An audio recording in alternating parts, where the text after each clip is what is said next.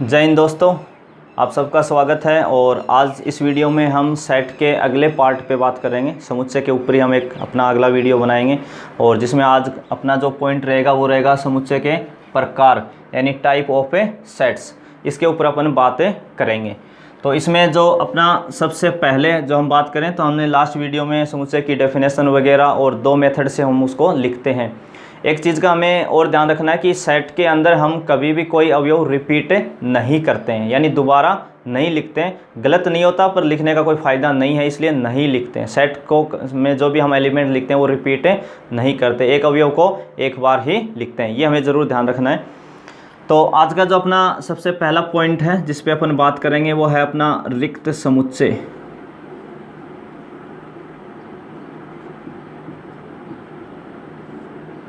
Empty और null set आप इसको बोल सकते हो, एम्प्टी और नल सेट, ठीक है, दोनों में से कोई सा भी। तो रिक्त समुच्चय यानी कोई एक ऐसा सेट जिसके अंदर नंबर ऑफ एलिमेंट्स जो हैं वो जीरो हो, यानी कुछ हो ही नहीं। ऐसा कोई सेट जिसमें कोई भी अवयव नहीं हो, एक भी अवयव नहीं हो उसके अंदर, तो उसको हम क्या बोलते हैं? रिक्त समुच्चय हम कहते हैं। और इसका जो नोटेशन है वो हम फाई से लिखते हैं।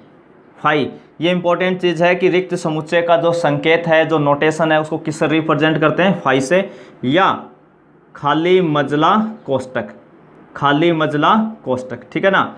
ये इसको ऐसे रिप्रेजेंट करते हैं, या तो आप फाई लिखें या खाली मजला कोष्टक। तो उसमें कोई अवयव नहीं है तो वो क्या कहलाएगा? आपका एम्प्टी सेट या रिक्त समुच्चय होगा, ठीक है ना। अगर आपने गलती से इस सेट के अंदर फाई भर दिया तब ये एम्प्टी सेट नहीं रहेगा, क्योंकि इसके अंदर एक अवयव आ चुका है। तो आपको ये विशेष ध्यान रखना है। तो रिक्त समुच्चय यानी कोई ऐसा सेट जिसमें कोई भी अवयव नहीं हो, ठीक है। तो एक क्वेश्चंस भी अपन और या एक उदाहरण भी ले लें। तो एक पहले क्वेश्चंस देखते हैं रिक्त समुच्चय पे। इंपॉर्टेंट क्वेश्चन है।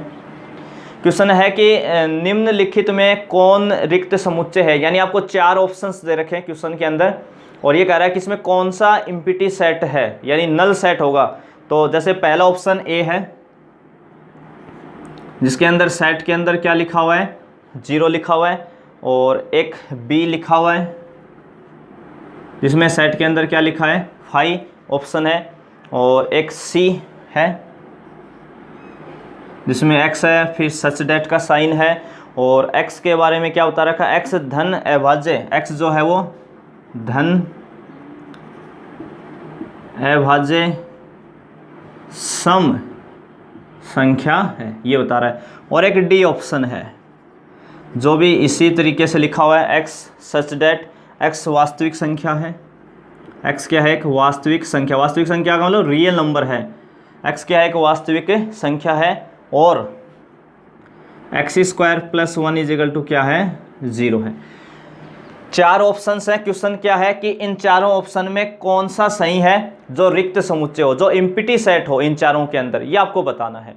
तो देखो सबसे पहले सेट के अंदर क्या लिखा हुआ है? 0। तो 0 एक इसका एलिमेंट हो गया, इसका एक अवयव हो गया, ये एम्प्टी सेट नहीं है। इसमें क्या लिखा है? 5। मैंने अभी बताया था अगर 5 भी लिख देगा तब भी एम्प्टी सेट नहीं होगा। सी में क्या कह रहा है कि x धन का मतलब होता है पॉजिटिव, अभाज्य का मतलब होता है प्राइम नंबर्स, और सम का मतलब इवन नंबर्स। यानी एक ऐसी पॉजिटिव भी हो, इवन भी हो और प्राइम भी हो। तो ऐसा कौन होता है? 2। ऐसा कौन होता है? 2।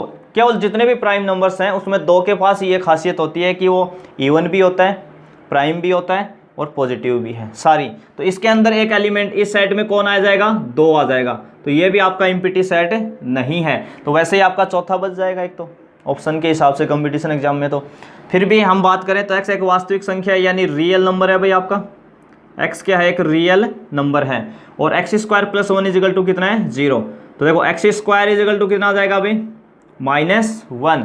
और x² कैसा होता है? हमेशा पॉजिटिव होता है और उसके इक्वल नेगेटिव वैसे भी नहीं होता है। फिर भी हम बात करें तो x बराबर कितना लिखोगे आप रूट में? तो देखिए अपने 3 ऑप्शन तो है ही नहीं, तो चौथा वैसे ही होगा, ठीक है ना। और चौथे में क्या है कि x कोई सेट है और x क्या है? एक रियल नंबर यानी वास्तविक संख्या, और x² + 1 = 0 है। तो x² बराबर क्या आएगा? -1, उधर जाएगा तो।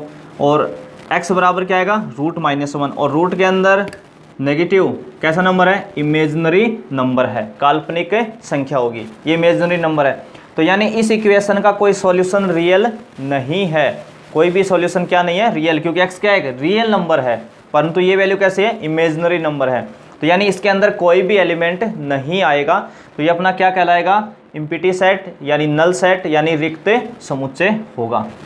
ठीक है, तो और भी अगर हम बात लेना चाहें कि रिक्त समुच्चय का कोई और एग्जाम्पल्स लेना चाहें तो आप ये भी कह सकते हैं कि आपको कोई कहे कि समांतर रेखाएं जो होती हैं, समांतर रेखाएं जो होती हैं उनके प्रतिच्छेद बिंदुओं का जो संग्रह होगा वो कैसा सेट होगा। समांतर रेखाओं के प्रतिच्छेद बिंदु यानी जो पैरेलल लाइंस होती हैं उनके इंटरसेक्ट पॉइंट का जो कलेक्शन होगा वो एम्प्टी सेट होगा या नहीं होगा। तो पैरेलल लाइन ऐसी होती है भाई, ये आपकी क्या है, पैरेलल लाइंस हैं।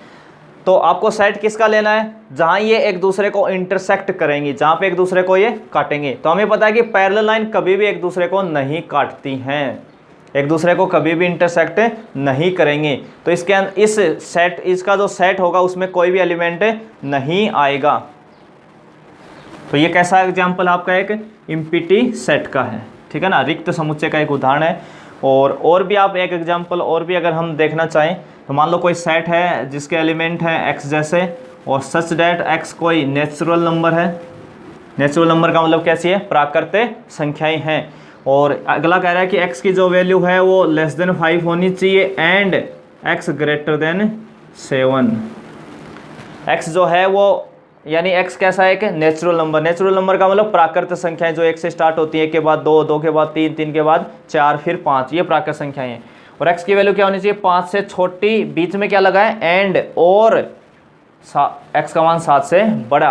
तो एक ही स्थिति में, एक ही कंडीशंस पे हम x की कोई ऐसी वैल्यू नहीं सोच सकते जो 5 से छोटी हो और साथ साथ 7 से बड़ी हो जाए। अगर 5 से छोटी होगी तो 7 से बड़ी नहीं होगी, 7 से बड़ी होगी तो 5 से छोटी नहीं होगी। तो ऐसा पॉसिबल नहीं है कोई नेचुरल नंबर। तो ये भी कैसा अपना रिक्त समुच्चय है, इसके अंदर भी कोई एलिमेंट नहीं आएगा। अगला हम बात करते हैं कोई एकल समुच्चय। एकल समुच्चय,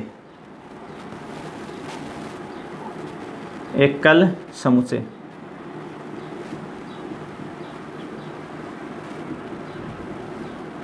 सिंगल टोन सेट।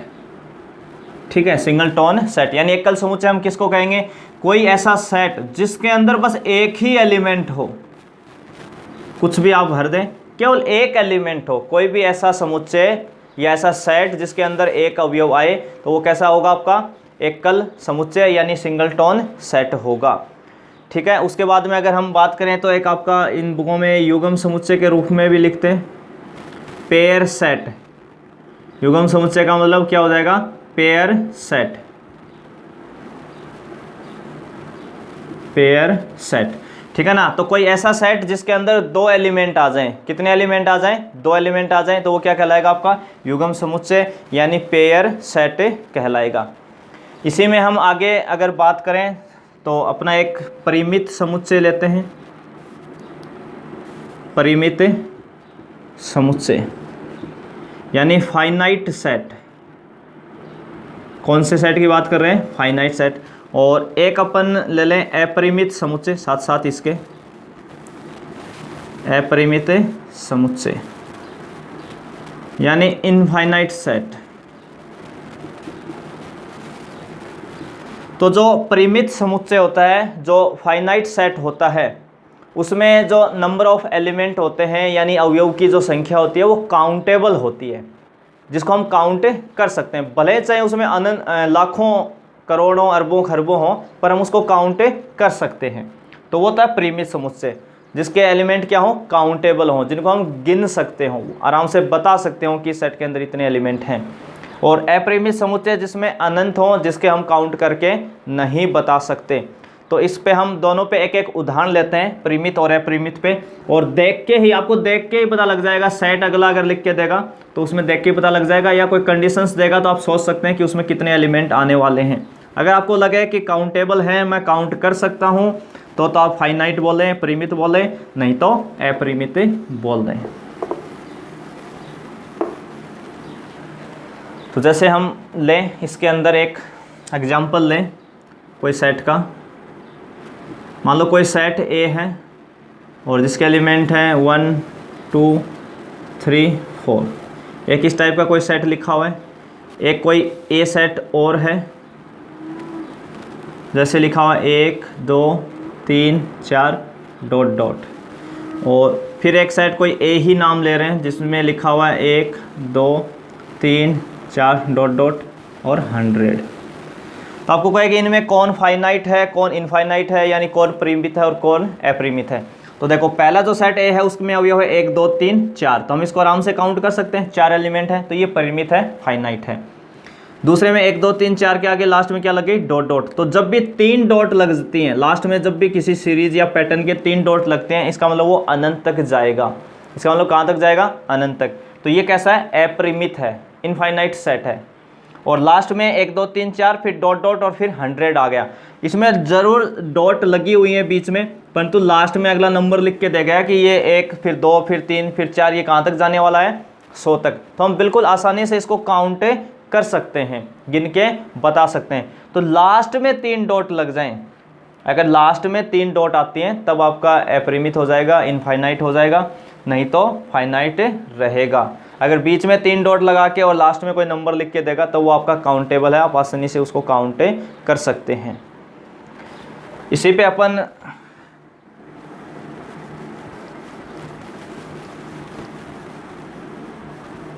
अगला लें, समान समुच्चय। क्या लें, समान समुच्चय। समान समुच्चय इक्वल सेट। और एक वर्ड यूज होता है तुल्य समुच्चय का।